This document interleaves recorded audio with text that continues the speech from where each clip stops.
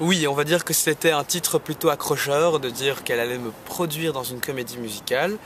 D'ailleurs, quand j'ai vu ce tweet, je me suis dit « Ah bon, comment est-ce qu'ils ont cette information ?» Et j'ai d'ailleurs retweeté la personne en demandant « Ah bon, j'aimerais bien en savoir plus parce que ça me concerne et je ne suis pas du tout au courant. » Mais non, en fait, j'ai écouté l'émission en l'occurrence et Lio disait ce qu'elle m'avait dit le jour de mon élimination hors caméra, qu'elle avait... elle appréciait énormément ma voix et qu'elle appréciait vraiment mes qualités de chanteur et qu'elle avait l'intention de m'ouvrir son carnet d'adresses et d'essayer de me pousser, de me faire rencontrer des gens qui sont dans le milieu des comédies musicales, si elle le peut, donc si elle a cette possibilité. Et qu'elle aimerait bien, comme je lui avais expliqué que j'avais habité à Londres et que j'avais été au conservatoire là-bas, et qu'elle aimerait bien que je reparte là-bas, et qu'elle pense que l'anglais me va bien comme langue où je chante, et qu'elle m'aurait bien poussé là-dedans. Alors ce qui se passe, c'est que j'ai été éliminé en télévision le 14 février, mais depuis le mois de janvier en réalité, mais que Lio est très très occupée, c'est une star, elle a une vie de star, donc elle est très très occupée, elle est sur beaucoup de projets en même temps. Elle est entre Paris, Bruxelles, elle fait des tournages, elle est dans The Voice en même temps. Et donc voilà, elle a juste pas beaucoup de temps, elle n'est pas très disponible pour le moment, mais je l'ai appelée, on va s'arranger. On est en correspondance par email, je l'ai encore croisée à l'enregistrement de The Voice hier et les semaines précédentes.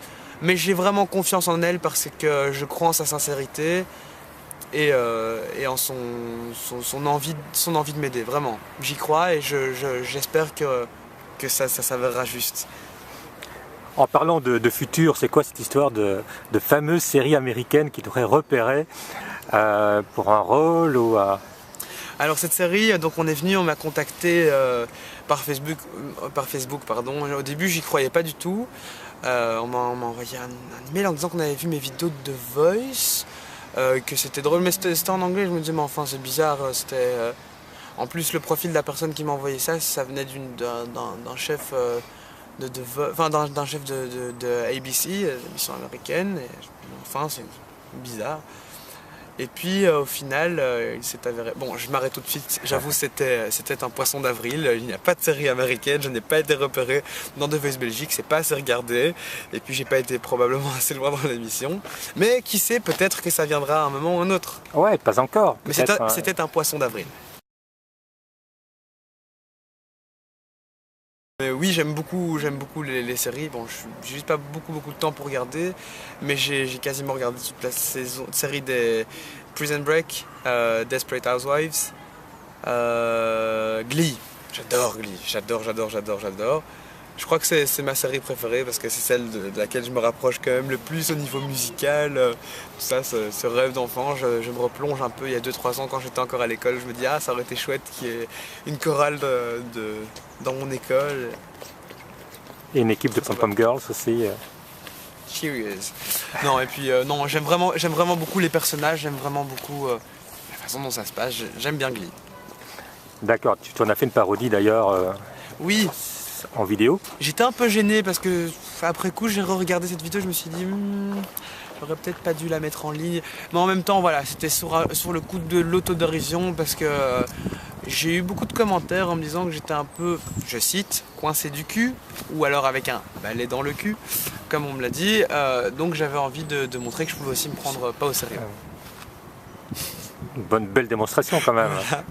Un peu gênant quand même. Oliver en Léa Michel, on voit passer tous les jours. Voilà, et vous le verrez probablement plus aussi souvent, mais voilà, c'était un petit extrait en exclusivité pour les youtubeurs. J'essaye. Enfin, oui et non, ça dépend des jours, ça dépend si je suis fatigué ou pas. Parfois c'est bêtement un training, un bête pull de marques diverses, je sais pas. Pas toujours. En fait,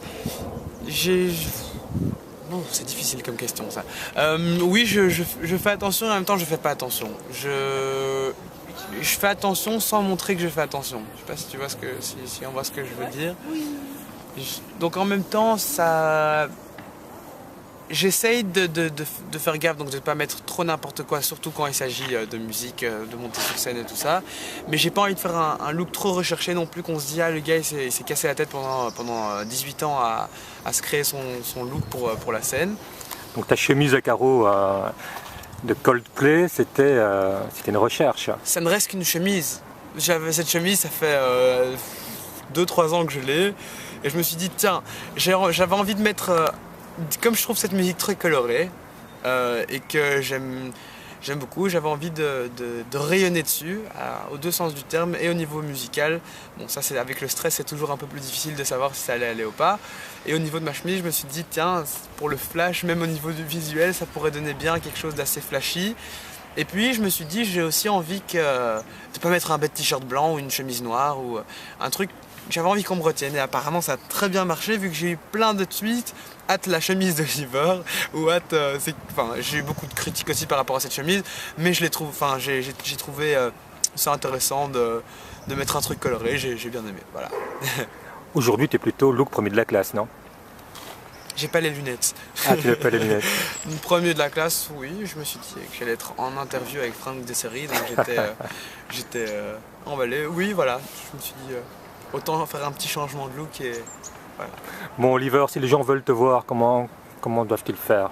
Alors il y a Facebook, ouais. Je garde ma page Oliver Gnacia de Voice Belgique.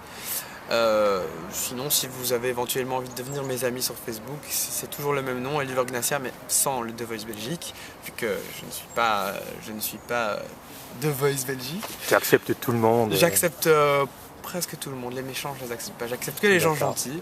Enfin, ceux qui ont l'air sympas. Et oui, j'accepte donc tout le monde.